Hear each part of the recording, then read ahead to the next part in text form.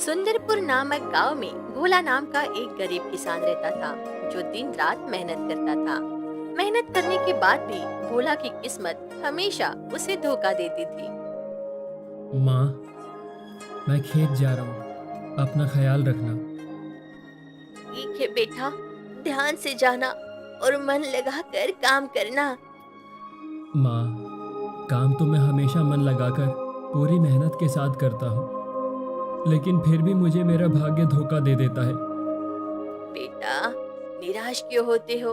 देखना, एक दिन तुम्हारा भाग्य जरूर खुलेगा और ऐसा खुलेगा कि लोग देखते रह जाएंगे। देखते हैं माँ, क्योंकि आने वाले साल में मुझे तो ऐसा कोई भी आसार नजर नहीं आ रहे हैं। भोला यह कहकर उदासी से अपने खेत में काम करने चला जाता है। ये क्या, मेरा खेत तो दिन प्रतिदिन बंजर होता जा रहा है। अगर समय पर बारिश नहीं हुई तो मैं क्या करूंगा? मेरी तो सारी फसल ही बर्बाद हो जाएगी। अभी भोला अपनी फसल को देखकर ये सोच ही रहा था कि तभी अचानक वहां उसके दो किसान साथी आते हैं। क्या हुआ भोला, क्या सोच रहे हो? कुछ नहीं रघु भाई। अरे कुछ तो सोच रहे हो। हाँ, बताना नहीं चाहते तो वो अलग बात है। अरे नहीं नहीं, ऐसी कोई बात नहीं है। तुम बिना गरीजा भोला से इस तरह का सवाल कर रहे हो? जाहिर सी बात है, ये बेचारा अपनी फसल के बारे में ही सोच रहा होगा। क्या देख नहीं रहे हो तुम इसके उजड़े खेत का हाल? ओ, हाँ भाई रघु, ये बात तो तुमने बिल्कुल ठीक कही। बेचारा भोला, पता नहीं भगवान कब इसके भाग्य का ताला खोलेंगे। रघु और गिरजा भोला को उसके भाग्य का ताना मारकर चले जाते हैं। हे भगवान, आखिर मेरा भाग्य कब बदलेगा? कब तक मैं सबके ताने सुनता रहूंगा? भगवान, अब मुझसे और नहीं सुनी जाती इनकी बातें। अभी भोला अपने मन में यह सोच ही रहा था कि तभी उसके पास एक बच्चा आता है। काका, काका, बेटा, कौन हो तुम और यहाँ क्या कर रहे हो? मेरा नाम चंदू है काका। मैं अपने माता पिता से बिछड़ गया हूँ। मुझे बहुत भूख लगी है काका, क्योंकि 2 दिन से मैंने कुछ नहीं खाया। क्या आप मुझे कुछ खिला सकते हैं? हाँ हाँ जरूर बेटा, तुम मेरे साथ मेरे घर चलो। जब तक तुम्हारे घर वालों का पता नहीं चलता ना, तब तक तुम मेरे घर में ही रहना। सच काका? आप मुझे अपने साथ अपने घर लेकर जाएंगे? हाँ हाँ बिल्कुल। अब भोला और चंदू दोनों घर जाने के लिए निकल पड़ते हैं। तभी रास्ते में उन्हें एक आवाज सुनाई देती है। कोई है? कोई है? कोई मेरी मदद करो। काका, ये आवाज किसकी है? हाँ चंदू, आवाज सुनकर तो ऐसा लग रहा है जैसे कोई मुसीबत में है। चलो चलकर देखते हैं। अब भोला और चंदू दोनों उस आवाज के करीब जाते हैं। तभी उन्हें पेड़ के नीचे एक घायल चिड़िया गिरी हुई दिखाई देती है। अरे प्यारी चिड़िया, तुम्हें क्या हुआ? तुम्हें तो बहुत चोट लगी है। हाँ, ये तो बहुत घायल है काका। कोई बात नहीं, हम इस चिड़िया को अपने साथ लेकर चलते हैं। हाँ काका, फिर ये बिल्कुल ठीक हो जाएगी। और फिर भोला चंदू के साथ उस चिड़िया को अपने घर ले जाता है। अरे भोला, ये दोनों कौन है और तुम इन्हें यहाँ लेकर क्यों आए हो? भोला अपनी माँ को सारी बात बताता है।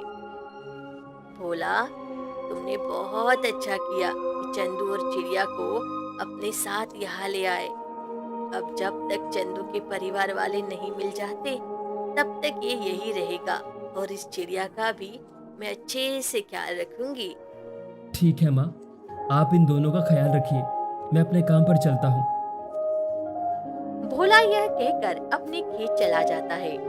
अब भोला की माँ चंदू और चिड़ियों का बहुत अच्छे से ख्याल रखती है। कुछ देर बाद, हे भगवान, बस आपसे इतनी सी विनती है कि आप बस जरूरत भर की बारिश कर दें, जिससे हम सबकी फसल अच्छी तरह पैदा हो सके। भोला, तुम जितनी मर्जी भगवान से प्रार्थना कर लो, तुम्हारा भाग्य कभी नहीं चमकने वाला। गरिजा भाई, आपकी इस बात का जवाब मैं नहीं बल्कि आने वाला समय देगा। भोला अभी ये कह ही रहा था कि तभी अचानक बारिश शुरू हो जाती है। भगवान ने मेरी सुन ली। बारिश शुरू हो गई। अब मेरी फसल बहुत अच्छी उगेगी। इतना उछलो मत भोला, तुम जानते ना हो अपने भाग्य को, वो तुम्हें कभी भी धोखा दे सकता है, तो इसीलिए ज्यादा खुश होने की जरूरत नहीं है। गरिजा भाई, कोई बात नहीं, मैं इतने में ही खुश हूँ। अब इस तरह से प्रतिदिन लगातार बारिश होने पर गिरजा की फसल बहुत अच्छी उगने लगती है और ये देख गांव के कुछ लोग जलने लगते हैं। भगवान, आपका बहुत बहुत धन्यवाद कि आपने समय पर इस बारिश को कर दिया, वरना इस बार भी कंगाल रह जाता। अभी भोला अपने मन में भगवान का धन्यवाद कर ही रहा था कि तभी रोगू और गिरजा उसके पास आ जाते हैं। लगता है इस बार भोला तो बहुत अमीर आदमी बन जाएगा। हाँ भाई, सही कहा है तुमने। इस बार सबसे अच्छी फसल तो हमारे भोला भाई की ही हुई है। अब हम लोग तो इसके आगे गरीब ही कहलाएंगे। अरे नहीं नहीं भाई, ऐसा कुछ नहीं है। मैं कोई अमीर नहीं बन रहा, मैं तो बस एक छोटा सा किसान हूँ। वो तो भगवान का शुक्र है कि मेरी फसल इस बार पहले से बहुत अच्छी उग रही है। भोला इतना कहकर अपने घर जाने के लिए निकल पड़ता है। प्यारी चिड़िया, देखो तुम अब बिल्कुल ठीक हो गई हो। हाँ चंदू, लेकिन भोला कहाँ है? वो कब आएगा? काका खेत गए हैं ना, बस आते ही होंगे। अभी चंदू चिड़िया से यही कह ही रहा था कि तभी वहाँ भोला आ जाता है। अरे काका, आप आ गए। चिड़िया रानी आपको याद कर रही थी। अच्छा, ऐसा क्या? क्या हुआ चिड़िया रानी, तुम मुझे याद कर रही थी? हाँ भोला, मगर क्यों? क्योंकि मुझे तुमसे बात करना बहुत अच्छा लगता है। अच्छा, अब से मैं तुमसे ज्यादा बातें करूंगा। अभी भोला चिड़िया से बातें ही कर रहा था कि तभी चंदू के माता पिता वहाँ आते हैं। अरे मेरा बच्चा चंदू, तू यहाँ है? चंदू, मेरे बेटे, तू कहाँ चला गया था? हमने तुझको कहाँ कहाँ नहीं ढूंढा, लेकिन तू यहाँ कैसे पहुंचा? चंदू, क्या ये दोनों तुम्हारे माता पिता हैं?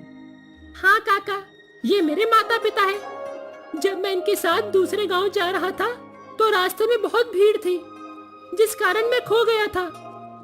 ओह, अच्छा। भोला भैया, आपका बहुत बहुत धन्यवाद कि आपने मेरे बेटे का ख्याल रखा। कोई बात नहीं, ये तो मेरा फर्ज था। वैसे आप लोगों को कैसे पता चला कि चंदू मेरे पास है? दरअसल भोला भैया, मैंने कल आपको चंदू के साथ देखा था, लेकिन जब तक मैं चंदू को रोकता आप दोनों वहां से जा चुके थे। फिर मैंने गांव वालों से आपके बारे में पूछा तो उन्होंने मुझे आपके बारे में बताया। ओह, अच्छा अच्छा, मैं भी कब से आप लोगों की तलाश कर रहा था। अच्छा ही हुआ जो आप लोग मिल ही गए। अभी भोला चंदू के माता पिता से बातें ही कर रहा था कि तभी पूरे गांव में हाहाकार मच जाता है कि गांव में बाढ़ आ गई है। अरे ये क्या हो गया? गांव में लगातार बारिश के कारण बाढ़ आ गई है। अब क्या होगा? हम सबकी फसल बर्बाद और बाढ़ के कारण खराब हो जाएगी। हे भगवान, हम बर्बाद हो जाएंगे।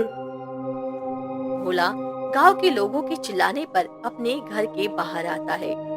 अरे ये क्या? बारिश तो हो रही थी, मगर ये अचानक इतनी मूसलाधार बारिश कैसे होने लगी? इस बाढ़ से तो मेरी सारी फसल बर्बाद हो जाएगी। हे भगवान, अब मैं क्या करूं? भोला ये सोचकर जल्दी जल्दी अपने खेत की तरफ भागता है। अरे ये क्या? मैं तो लुट गया। मेरी सारी फसल बर्बाद हो गई। अब तो मेरे पास एक पैसा भी नहीं है जिससे मैं दोबारा फसल उगा सकूं। कुछ देर बाद बरसात रुकती है और बाढ़ का पानी कम हो जाता है। तब गांव के लोग अपने अपने खेतों को दोबारा से ठीक करने लगते हैं। देखा गरिजा, मैंने कहा था ना, इस भोला का भाग्य इसे कभी भी धोखा दे सकता है। हाँ भाई, तुमने बिल्कुल सही कहा था, मगर इसकी मनुष्यत के कारण हमारी भी फसल बर्बाद हो गई है। अरे अरे गरिजा, कोई बात नहीं, इतना इतना सा तो हम जैसे किसानों के लिए लगा ही रहता है। और वैसे भी हमारी फसल तो इस बार ही खराब हुई है। हर साल तो हमारी फसल बहुत अच्छी उगती है। हम फिर से अपनी फसल उगा लेंगे। अरे हाँ, ये तो तुमने बिल्कुल सही कहा। हमें हर साल हमारी फसल से दुगना मुनाफा मिलता है। हमें क्या, हम तो जैसे तैसे करके फिर से दूसरी फसल उगा लेंगे। लेकिन अब इस बेचारे भोले का क्या होगा, जिसका भाग्य ही इसका साथ नहीं दे रहा। भोला गिरजा और रघु के ताने सुनकर मायूसी से वहां से चला जाता है और एक नदी किनारे जाकर बैठ जाता है। मैंने हर साल अपनी फसल को उगाने के लिए दिन रात मेहनत की, मगर मेरे भाग्य ने कभी मेरा साथ नहीं दिया। हमेशा मुझे निराशा का सामना करना पड़ा है और इस बार भी मेरे साथ यही हुआ। ना जाने मेरे भाग्य में क्या लिखा है। अभी भोला खुद से ये कह ही रहा था कि तभी अचानक वह चंदू अपने माता पिता और उस चिड़िया के साथ आ जाता है। काका, मैं अपने माता पिता के साथ जा रहा हूँ। क्या तुम मुझे छोड़कर जा रहे हो? हाँ काका, मुझे एक दिन तो अपने माता पिता के पास जाना ही था ना। हाँ, ये बात तो सही कही तुमने। काका, क्या मैं अपने साथ इस चिड़िया रानी को ले जा सकता हूँ? मैं चिड़िया रानी के बगैर नहीं रह सकता। हाँ चंदू, क्यों नहीं। अगर तुम्हारी खुशी चिड़िया रानी में है तो मुझे जरूर अपने साथ लेकर जाओ। काका, आप बहुत अच्छे हो। देखना, एक दिन आपका भाग्य जरूर चमकेगा। देखते हैं क्या होता है। पता नहीं कभी मेरा भाग्य बदलेगा भी या ऐसा ही रह जाएगा। चंदू भोला की बात सुनकर अपने माता पिता के पास से जेवर की एक पोटली निकालता है और भोला को देते हुए कहता है, काका, ये लीजिए, ये आपके काम आएगा। ये क्या है? ये कुछ सोने के जेवर है काका, इससे आपकी कुछ ना कुछ मदद तो जरूर हो जाएगी। नहीं नहीं, मैं ये नहीं ले सकता। तुम मेरे बेटे के समान हो। नहीं भोला भाई, आपने इतने दिन मेरे बेटे को अपने घर पे रखा, उसका इतने अच्छे से ख्याल भी रखा। अगर आप ना होते तो ना जाने आज मेरा बेटा किस हाल में होता। इसीलिए इसे आप रख लीजिए। ये हमारे तरफ से आपके लिए एक छोटी सी भेंट है। हरी ये कहकर जेवर से भरी पोटली भोला को थमा देता है और चंदू को लेकर वहां से चला जाता है। अच्छा, तो ये आदमी इस भोला को इतने सारे जेवर देकर आया है। अब इससे ये जेवर की पोटली लेकर ही रहूंगा। अभी रघु अपने मन में ये सोच ही रहा था कि तभी भोला के पास एक साधु बाबा आते हैं। क्या हुआ पुत्र, तुम यहाँ इस तरह उदास क्यों बैठे हो? साधु बाबा, मैं अपने आप से बहुत तंग आ चुका हूँ। मैं कितनी भी मेहनत कर लूं, मेरा भाग्य कभी नहीं खुलता। सब्र पुत्र, मेहनत और कर्म सब्र मांगते हैं। इसीलिए तुम सब्र करो और अपने कर्म करते रहो। एक दिन तुम्हारा भाग्य जरूर चमकेगा। साधु बाबा ये कहकर वहां से चले जाते हैं, जबकि भोला भी अब अपने घर की तरफ जाने लगता है। भोला, ये पोटली मुझे दे दे। नहीं रघु, ये पोटली मेरी है, मैं इसे तुम्हें क्यों दूं? इस पोटली को तो मैं तुमसे लेकर ही रहूंगा और फिर मैं बहुत अमीर हो जाऊंगा। रघु यह कहकर जैसे ही भोला की तरफ बढ़ता है, वैसे ही उसके पैर फिसलने से वो नदी में गिर जाता है। बचाओ, बचाओ, मुझे बचाओ। अरे ये क्या हुआ? रघु तो नदी में गिर गया। अगर इसको समय पर नहीं बचाया गया तो उसकी मृत्यु हो जाएगी। बचाओ, बचाओ, बचाओ मुझे, मैं मरना नहीं चाहता। बचाओ, वरना मैं डूब जाऊंगा। रघु तुम चिंता मत करो, मैं तुम्हें डूबने नहीं दूंगा। अभी भोला ये कह ही रहा था कि तभी अचानक रघु पानी के अंदर डूब जाता है। अरे रघु तो पानी में डूब गया है। हे भगवान, अब मैं क्या करूं? अभी भोला खुद से ये कह ही रहा था कि तभी अचानक पानी के अंदर से जल देवता प्रकट होते हैं। क्या हुआ भोला? आप कौन हैं और आप पानी से कैसे प्रकट हुए? मैं इस नदी का जल देवता हूँ। तुम्हें परेशान देखा तो मैं बाहर आ गया। क्या तुम रघु के डूबने से चिंतित हो? जी जल देवता, रघु पानी में गिर गया है। अगर समय पर उसे नहीं बचाया गया तो उसकी जान चली जाएगी। ठीक है, अगर तुम रघु की जान बचाना चाहते हो तो तुम्हें अपनी कोई कीमती चीज नदी के पानी में समर्पित करनी होगी। कीमती चीज? लेकिन मेरे पास तो कोई कीमती चीज नहीं है। अगर तुम देखना चाहो तो तुम्हारे पास है कीमती चीज।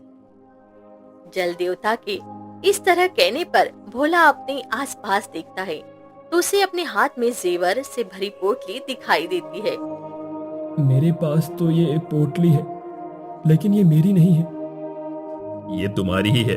अगर तुम चाहो तो इसे मुझे अर्पित करके रघु की जान बचा सकते हो। जल देवता की बात सुनकर भोला तुरंत अपनी पोटली नदी में अर्पित कर देता है। हे जल देवता, मैं आपके कहे शब्दों को पूरा कर चुका हूँ। अब आप रघु को बचा लीजिए। ठीक है, तुमने अपनी परीक्षा पूरी की है, इसीलिए अब मैं भी अपनी बात पूरी करूंगा। जल देवता ये कहकर अपने जादू से रघु को पानी से जिंदा बाहर निकाल देते हैं। आपका बहुत बहुत शुक्रिया जल देवता, आपने रघु की जान बचा ली। नहीं बोला, तुम्हें धन्यवाद कहने की कोई जरूरत नहीं है। तुम तो एक महान इंसान हो, क्योंकि तुमने इस इंसान को बचाने के लिए अपनी कीमती चीज की भी परवाह नहीं की है। जल देवता की इस बात को सुनकर रघु को अपनी गलती का एहसास होता है। हे जल देवता, मैं माफी मांगता हूँ। मुझे मेरी गलती का एहसास हो गया है। मैंने हमेशा भोला को नीचा दिखाया। भोला, मुझे माफ कर दो। जिस पोटली को मैंने तुमसे छीनना चाहा, उसी पोटली की परवाह किए बगैर तुमने मेरी जान बचाई है। कोई बात नहीं रघु, मैंने तुम्हें माफ किया। तुम्हारी जगह अगर कोई और भी होता ना, तो भी मैं उसकी मदद इसी तरह से ही करता। बोला, मैं जानता हूँ तुम हमेशा अपने भाग्य को लेकर चिंतित रहते हो, इसीलिए मैंने तुम्हारी एक छोटी सी परीक्षा ली थी और तुम इस परीक्षा में सफल रहे। इसीलिए मैं तुम्हें वरदान देता हूँ कि आज से तुम्हारे भाग्य के दरवाजे खुल जाएंगे। जल देवता भोला को वरदान देकर वापस पानी में चले जाते हैं, जबकि भोला वापस अपने घर चला आता है। बेटा, तुमने देखा हमारी फसल अचानक से पहले जैसी हो गई है। ये तुम क्या कह रही हो माँ? हाँ बेटा, जाओ तुम खुद अपनी आंखों से देखो। अरे वाह, मेरी फसल तो पहले से भी ज्यादा अच्छी हुई है। अब मेरी सारी परेशानी दूर हो जाएगी। ये बहुत बहुत धन्यवाद जल देवता। और फिर माँ के कहने पर भोला अपने खेत जाकर देखता है। इस तरह धीरे धीरे भोला का भाग्य खुलता चला जाता है।